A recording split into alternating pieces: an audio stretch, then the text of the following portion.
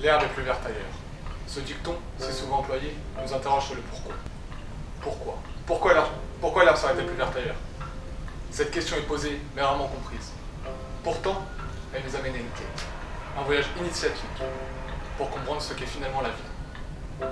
Nous allons vous raconter une histoire, qui en somme toute, n'est rien d'extraordinaire, mais qui parle à tous. Pour vous la conter, il nous fallait un personnage.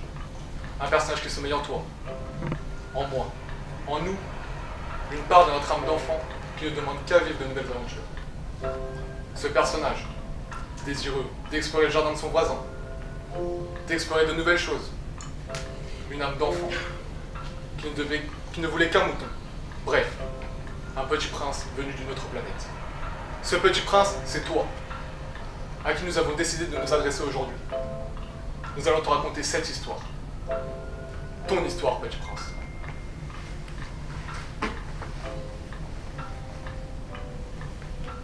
Petit prince, tu as déserté les terrains de jeu, tu marches à peine et veux déjà des bottes de 7 lieues. Petit prince, tu veux grandir trop vite, mais tu as oublié que rien ne sert de courir.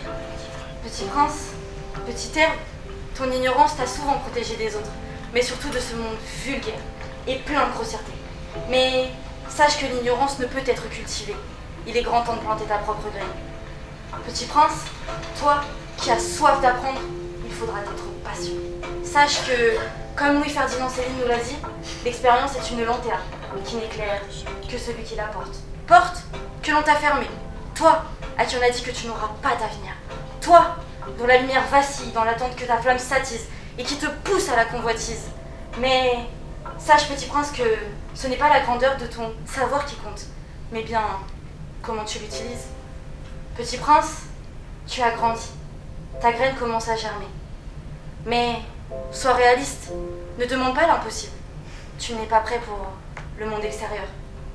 Éternel insatisfait, tu t'es créé une bulle. Bulle dans laquelle tu ressasses ces moments passés. Cette bulle qui te freine et t'empêche de te révéler.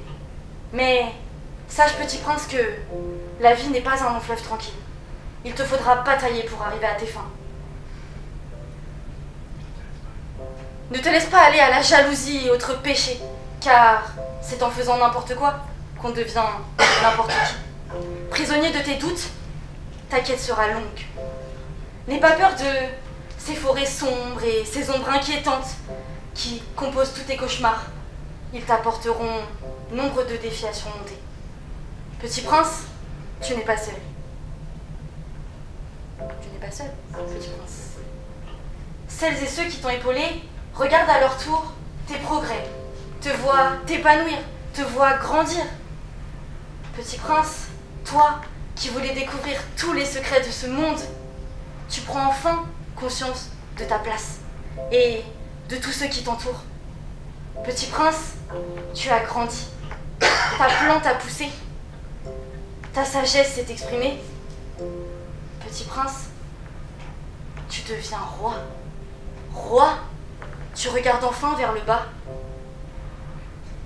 et découvres l'envers du décor. Petit prince, la réalité t'a frappé. Cette réalité, qui, comme nous l'a dit Robert Fulghum, fait que l'herbe n'est pas plus verte ailleurs. Elle est plus verte là où elle est arrosée. Réalité qui n'est pas vérité. Grand prince, grand roi, ta quête n'est pas terminée. Pour trouver ces réponses, petit prince, tu redeviendras. Mais alors pourquoi? Pourquoi l'herbe serait-elle plus verte ailleurs? Cette question posée, à jamais laquelle réponse n'a été trouvée.